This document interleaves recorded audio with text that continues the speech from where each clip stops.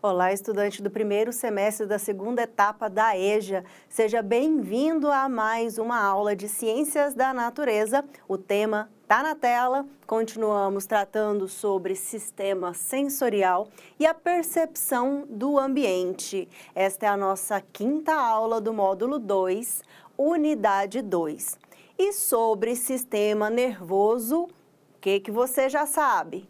O sistema nervoso é formado pelo encéfalo, medula espinal, nervos, tudo isso formado por células especiais chamadas de neurônios. Então, essas são as principais células que constituem o sistema nervoso. Você já viu que existe o sistema nervoso central e nesta aula iremos focar na segunda parte, que é o sistema nervoso periférico, tá? Então, olha só, qual que é a função do sistema nervoso periférico?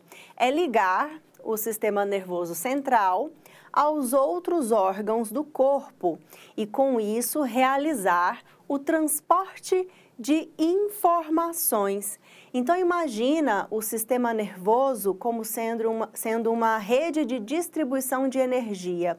Tem a central, onde essa energia é gerada, que pode ser considerado aí o nosso sistema nervoso central, e tem toda a rede de cabos, que pode ser comparado, então, ao sistema nervoso periférico. Então, estes cabos, que são os nervos, se ramificam por todo o nosso corpo, e a informação se dá por meio da transmissão de impulsos nervosos. Então, você já sabe, né, que o sistema nervoso periférico é uma das divisões do sistema nervoso, anatomicamente, então, dividido em sistema nervoso central, composto pelo encéfalo e pela medula espinhal, e agora, sistema nervoso periférico, temos nervos e gânglios nervosos, que justamente conectam o sistema nervoso central aos órgãos do corpo.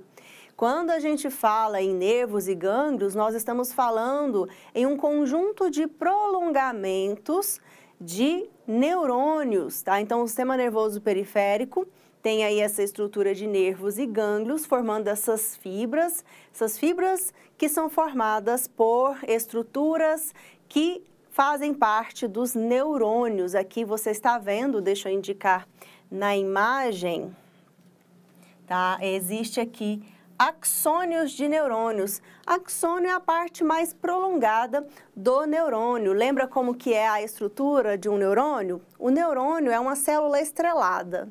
Imagina que a minha mão, com os meus dedos, inclusive o braço, sendo um neurônio, ele tem mais ou menos essa estrutura. A parte que corresponderia aqui à minha palma da mão é o corpo celular, é onde fica o núcleo da célula, onde ficam as organelas celulares. E essas ramificações a partir desse corpo celular são os dendritos. O prolongamento maior é o axônio, e esses feixes de axônios que vão formar os nervos. Então, os nervos correspondem a feixes de fibras nervosas envolvidas por um tipo de tecido que é chamado conjuntivo. E estes nervos são responsáveis por fazer esta união do sistema nervoso aos órgãos periféricos, transmissão dos impulsos nervosos. E os nervos apresentam também uma divisão, a depender de onde eles surgem ali no corpo. Temos os nervos espinhais, que são compostos por 31 pares. São os que fazem conexão com a medula espinhal. E estes nervos são responsáveis por inervar o tronco. Sabe qual é a parte do corpo com o tronco? O tronco, os membros e algumas regiões específicas da cabeça. Aí, na imagem, né, você está vendo o tronco marcado em cor azul, os membros superiores em verde. E também temos os nervos cranianos, que são compostos por 12 pares, que são os que fazem conexão com o encéfalo. São estes nervos que inervam as estruturas da cabeça e do pescoço. Estão ali sendo mostrados na parte de baixo do cérebro. Então, imagina uma cabeça olhando por baixo, a gente está olhando o cérebro por baixo, em cores diferentes. Nós estamos vendo aí na imagem diferentes origens de onde surgem os nervos cranianos, né? O nome é bem específico, tá ali no crânio, nervos cranianos. E aqui a gente pode ver, por exemplo, alguns nervos muito importantes, como o olfatório, que está relacionado à recepção dos estímulos do olfato, o nervo óptico, que tem relação com a transmissão dos estímulos recebidos nos olhos, tá? Então, todos esses nervos estão conectados aqui diretamente ao encéfalo. E a gente pode também classificar esses nervos em tipos. O primeiro deles são os nervos aferentes, que são chamados também de sensitivos. São eles que transportam os sinais que nós percebemos do meio, ou seja, da periferia do corpo, para o sistema nervoso central, ou seja, tudo que está ao nosso redor. Então, a gente interage com o mundo e percebe este mundo de acordo com os nossos sentidos, que você já estudou. Então, o estímulo pode ser sonoro, pode ser luminoso, pode ser uma temperatura. Então, as diferentes terminações nervosas e receptores captam esses estímulos e esses estímulos são transmitidos por esses nervos que são chamados de aferentes ou sensitivos. Temos também o contrário, né? Os nervos eferentes, ou seja, motores.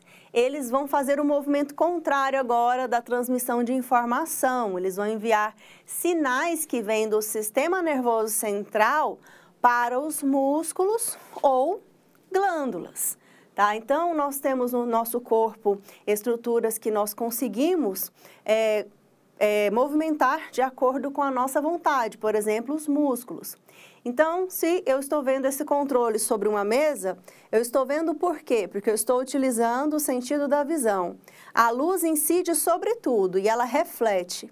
Ao refletir nos meus olhos, eu capto esse estímulo como imagem, é a imagem que eu estou vendo aqui. Eu quero pegar o controle, então eu utilizo agora os meus nervos, que são motores, para poder mandar uma mensagem para esses músculos que eu preciso ativá-los, contraí-los e distendê-los para alcançar esse controle, para poder pegá-lo, né? Executar qualquer movimento voluntário. Então, estes aqui, nervos motores. E, falando de glândulas também, né? Aqui no GIF, está mostrando a ativação de glândulas que existem logo sobre os nossos rins. São chamadas de glândulas suprarrenais. E o nosso sistema nervoso manda também informações para que elas sejam ativadas e comecem a produzir as substâncias para as quais elas são especializadas. Nervos mistos, você já pode imaginar que esses aqui têm as duas funções anteriores, né? São formadas por fibras sensoriais e também fibras motoras. Por exemplo, os nervos raquidianos, tá? Então, estes nervos aqui, como mostrado aí no GIF também, ilustrando, eles recebem sinais e eles devolvem sinais. Como esse movimento que nós fazemos, que eu expliquei que é o arco reflexo, né? Sentimos aí uma determinada sensação de calor muito quente, encostei a mão na chama, na panela muito quente, logo eu retiro a mão num movimento praticamente ali involuntário, depois você tem a consciência, racionaliza sobre aquilo que você acabou de fazer, né? Porque o estímulo ele viaja muito rapidamente, ele chega por nervos sensoriais, vai até a medula e depois, por nervos motores, o nosso corpo manda ali uma ação que é a retirada da mão ou a parte do corpo que está ali daquele perigo, tá? Então, é assim a maneira de nos protegermos. Nosso sistema nervoso faz isso. E os gânglios, né? Eu disse que o sistema nervoso periférico é formado por nervos e gânglios. Os gânglios são aglomerados de neurônios situados fora do sistema nervoso central e estão espalhados pelo corpo. E é comum eles formarem uma estrutura que parece uma bolinha, uma estrutura esférica. Onde é que nós temos gânglios concentrados no nosso corpo? Como você pode ver aí, nesses locais da imagem, no pescoço, na clavícula, na axila, na virilha. Então, nessas porções aí, existem estes corpos celulares dos neurônios que formam essas estruturas dilatadas, que são os gânglios.